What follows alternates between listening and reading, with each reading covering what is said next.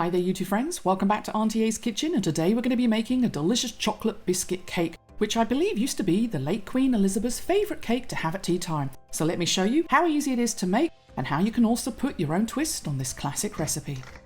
When it comes to the biscuit, you should use a classic McVitie's Rich Tea Biscuit, and if you can't get these, then any other biscuit that's crunchy and has a good snap to it when you break it. For those of you living in Germany, the Liebners work really well. Then all you need to do is to break up your Rich Tea Biscuits by hand into small pieces about 1 centimetre in diameter. In the UK, we do love to have a biscuit with a drink at tea time, and Rich Tea happens to be one of my favourite biscuits. And if you're interested to know what some of the most popular biscuits are in the UK, I recently posted a video about this. Into a bowl, if you're going to mix this by hand, or into your KitchenAid, add your room temperature butter, and then you're going to want to mix this until soft and fluffy and it's got a lighter colour. At this stage, add your sugar, then mix again. You might need to open up your mixer halfway through just to scrape everything from the sides to make sure everything is well combined.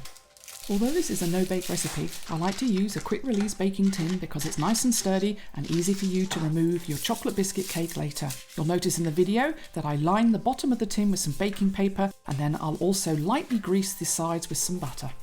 You can melt your chocolate in a bowl over some boiling water on the stove, but I find it easier and less mess to use the microwave, melting the chocolate in 30-second intervals. And a quick tip for silky smooth chocolate: just before the chocolate's completely melted, take it out of the microwave, give it a good stir and let the residual heat melt the last bits of chocolate.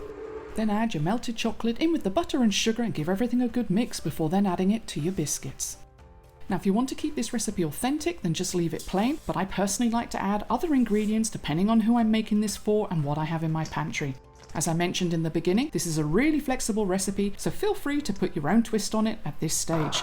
For today, I'm just going to add some raisins for the added texture and flavour that they bring. This chocolate biscuit cake reminds me of a similar recipe I have on the channel, some chocolate salami, and it's just a different fun way to present the biscuit cake, and inside I add some Bailey's Irish cream, nuts and raisins, and it's a great addition to serve on your cheese board. Once you've given everything a good mix and your biscuits are evenly coated with chocolate, place into your tin and make sure that you push and flatten your cake well. To help this, I like to make a lid out of baking paper, and then using my fingertips, I'll make sure that everything is nice and compact. Then you want to place this into your refrigerator for several hours or overnight.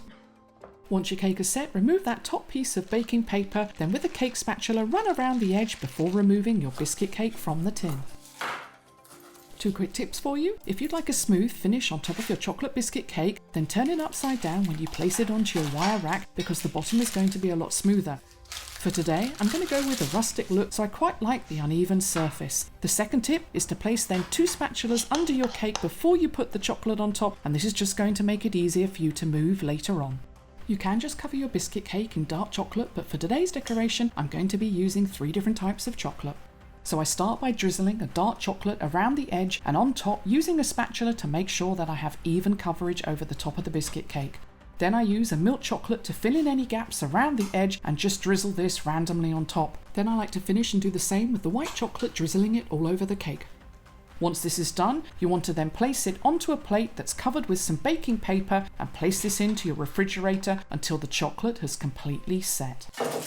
Place your chocolate biscuit cake onto a serving plate and you're ready to feast, and I can see why the late Queen Elizabeth loved this cake so much. You have the rich chocolate on the outside that holds everything together, but then the lighter, crumbly biscuit cake inside.